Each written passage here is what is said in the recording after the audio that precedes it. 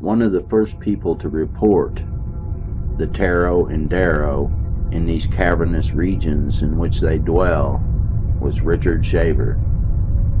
This is the story of how, seemingly on accident, he was in contact with the Dero or the Dero, and it eventually led to a trip to a subterranean realm where the Dero and the Dero were at war, and he had contact with these beings and was given information which he reported to Ray Palmer with a 10,000 word letter called A Warning to Future Man.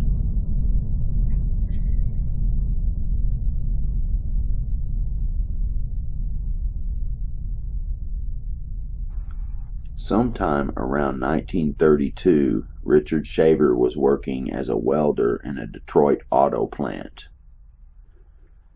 The welding gun on his job site, by some freak of the coil field attunements, was allowing him to pick up on his co-workers' thoughts. Most people would say that that's schizophrenia, but let's listen to a little bit of his story.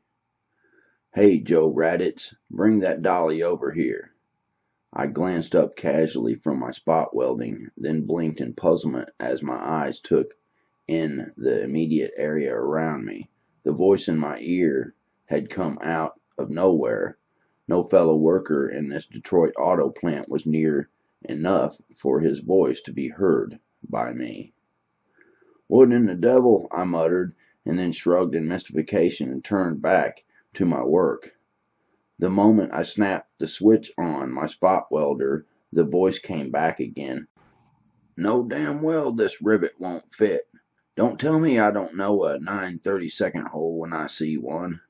The voice died away, and he had listened intently for a little bit, and it didn't come back. Well, Shaver was wondering about this Raditz guy, because he had heard that, and he figured that he was hearing people's voices from around him. And he ended up going to the clocky, the guy who keeps the time, and he said, "Do me a favor, clocky," he asked, and he said, "Sure thing."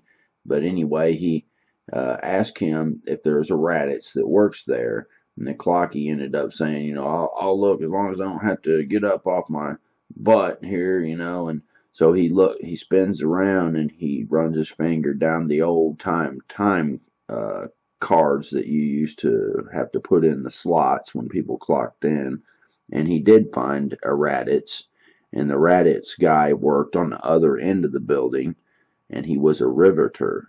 So he had heard this guy talking about these rivets, and he also heard the guy's name being in conversation with one of his fellow workers that was close to him. So he realized later that these field attunements was picking up people that had their equipment wired to the same home run or the same wiring system that his machine was hooked to. So all the people on that one line, that their instruments or their tools were hooked to that one electric line that he was hooked to, he was able to pick up their voices, and he was able to hear them according to him because of this freak in the coils of his welding gun. He did also ask that he could get this welding gun of his fixed, and he was going to submit it to have it worked on because he told the clocky that there was something wrong with it.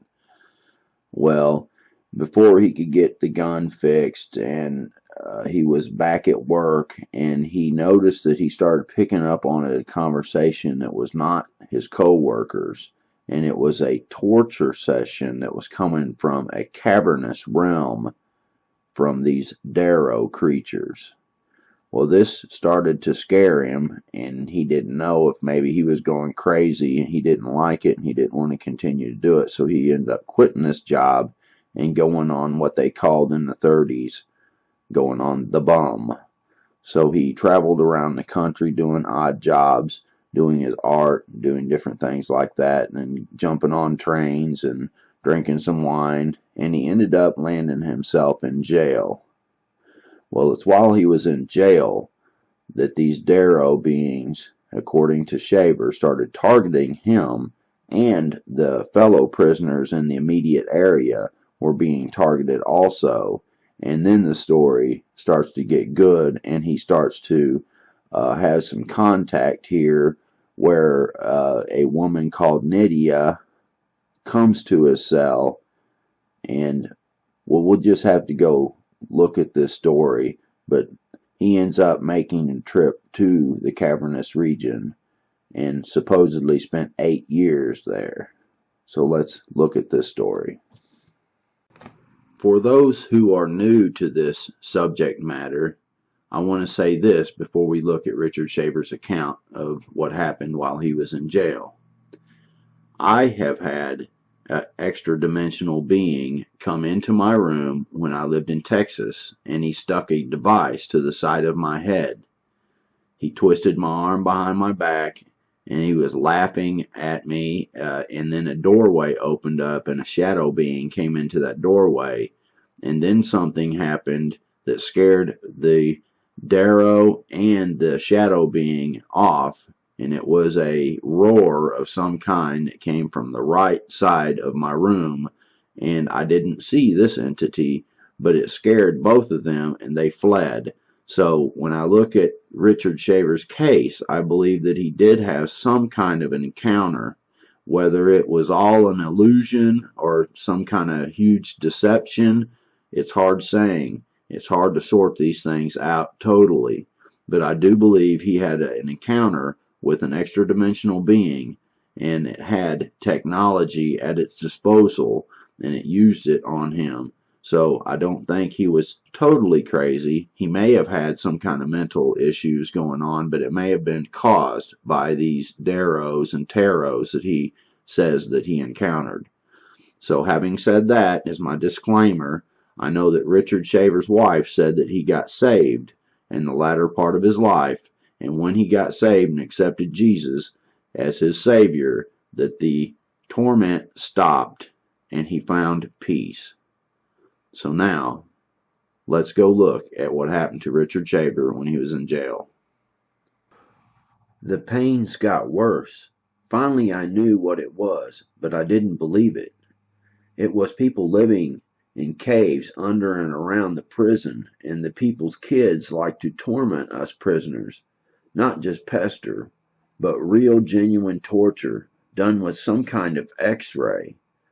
At last I got mentally used to knowing this, but I finally got wise to a couple of other sufferers from the unseen rays, and we would get off in a corner and discuss this thing. So I didn't feel so alone about it all.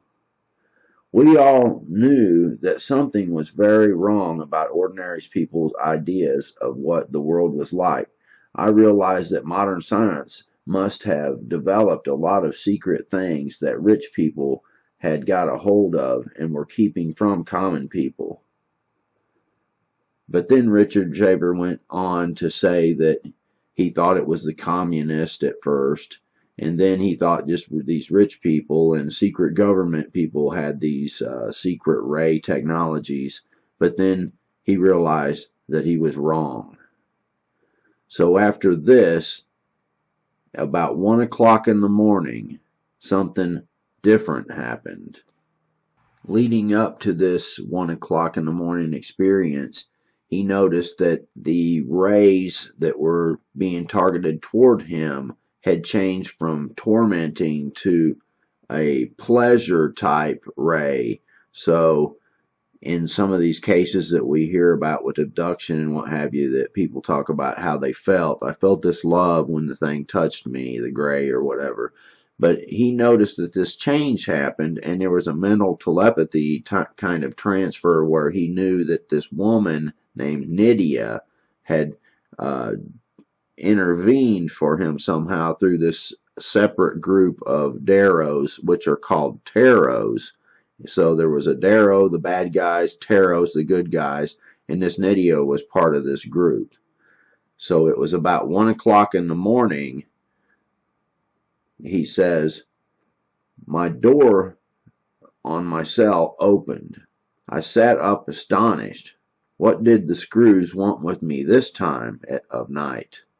But the turnkey stood just outside the door, a dazed, confused expression on his face. I thought he was walking in his sleep till I saw him standing behind the transparent image, the half-existent projection.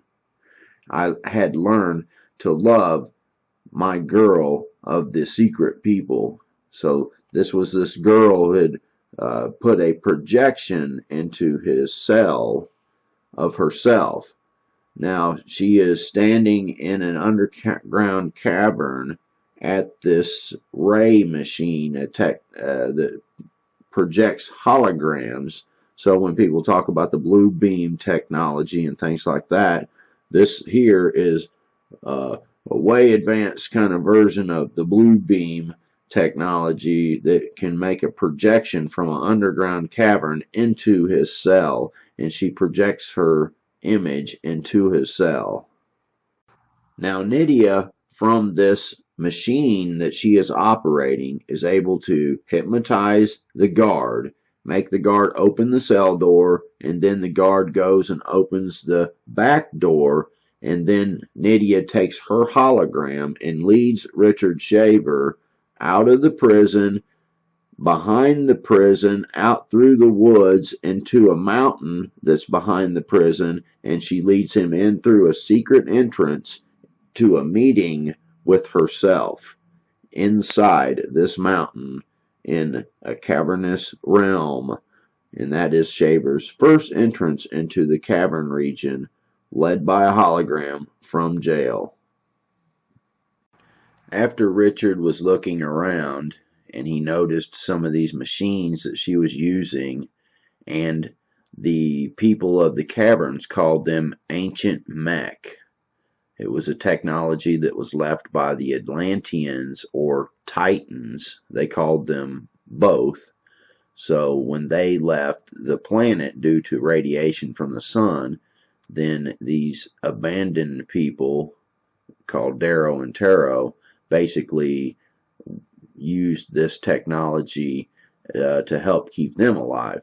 But anyway, as Richard was looking around, he asked where her people were, and she said that they were leaving them to themselves for their meeting, and he should meet them soon. And then, in many ways, she said that they are different from surface folk, and you must not let these differences disturb you. They are prepared to welcome you heartily, and because I love you, they love me. But it is not our custom to admit surface people to our hidden ways, for they are so apt to fear us and to hate us and to be a danger to us. And she asked him to meet them and not act repulsed or shocked or anything at their appearance. Nydia also said that they had tried to appeal to surface dwellers before to ask for help to fight against these Dero creatures that were threatening to wipe them out. But whenever they would appear to surface dwellers and to different leaders or what have you, they would always be scared of them and would assume they were devils or ghosts and things like that. And after that, she shows him and tells him about these other Dero creatures that are living devils, she called them. And she had a machine which they could look into, and she could point it out into the distance, and it would pick these devils up. And Richard Shaver was very shocked when he saw these other Deros, because they were doing torture type things and involved in some very, very evil type things. And then she showed him a T-log machine, which they could point up through the vast rock layers, and they could read people's minds from miles away. So they didn't really read books or anything like that. They did have some books there, he said, and different things, from even some modern type books, because they did make trips to the surface. But they could read people's mind, and they had what they called thought records, even from the Atlanteans. So she puts him on a machine that where he could learn through these thought records, and it would be like being the other person, the Atlantean. It would be like living that person's life for a little while, and then you get all these records through the thought record that they had recorded into these machines. And then he was to learn these different machines to be able to use as a weapon against these Deros that were on the verge of attacking the group of 50 that Nydia lived with. And these Deros were constantly in pursuit of them and trying to kill them because they were against making people suffer and doing the evil things towards the surface dwelling people. And therefore he studied from these machines, went through all these thought records, and learned how to use these T-log devices and all the different weapon type stuff. And then she showed him other machines that were used for pleasure or recreation, and they were also Titan technology that were used even by the kids or the adults, and they were for more pleasure type things and different recreational activities and what have you. So those were some of the machines that she showed him. And then Richard was about to meet the group of 50 that she was with, and then they spent a lot of time scanning through the rock layers to make sure that these Deros weren't getting close to them. Well, according to Richard Shaver, he spent about 8 years with the Dero in these cavernous regions, and they spent a majority of their time scanning through the rock layers and looking for these Deros that might be raiding the Deros, and Richard himself with them. But over time, the Deros outranged them with the equipment and the ancient mech that they had, and eventually the Deros raided the group that Shaver was with, and they supposedly or allegedly killed off everyone. And in one account he said that he was the only one left alive, and then there's another account that he told while in Delaware that he was not the only one, but there was only a couple left. And so he ended up making his way back out of the cavernous realm, by which way he came, and he wasn't supposed to let anyone know about this until he was given permission by the Dero to warn the surface dwelling people of the world about the Dero. And that is the reason why he wrote a warning to future man and gave it to Ray Palmer, and he ended up changing that into a story which hurt the credibility of the information, because Ray Palmer changed it into I Remember Lemura and made it into a sci-fi type thing, and it was supposedly a true story of this Dero and Dero beings and Atlantis and Titans and stuff like that. So it ended up hurting the case, and most people kind of ran from it, laughed at it, and things like that.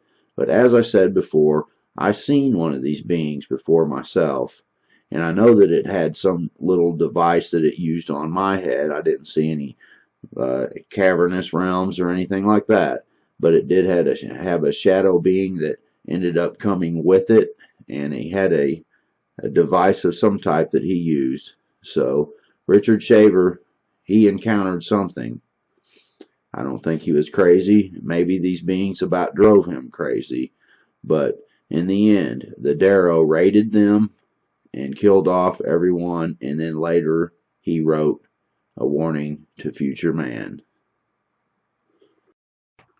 One interesting thought, when I was on the radio show the other day, The Sharpening, or a few months back, but he was talking about the Indian god called Ganesh, and this is an elephant-looking being. And I was wondering if the people in India or in the Hindu religion had encountered these Dero type beings. And then also there was something in the book of Jasher at the Tower of Babel. There was 3 different groups of people who were up on this tower, and one of the particular groups got killed, and another group was thwarted in what they were trying to do. But there was one particular of these 3 groups that was struck by God, and they became as apes and elephants. And I just thought that was a really odd thing to say, because it made me think of Bigfoot, and it made me think of Deros, or this Ganesh. And this particular Ganesh thing from India is the god of obstacles. And it seems to me that with Shaver, or even with my encounters with them once there, that I've had times where I seem to have these obstacles always coming up, and maybe this is a demonic activity or a fallen angel type being that tries to throw obstacles out in front of you.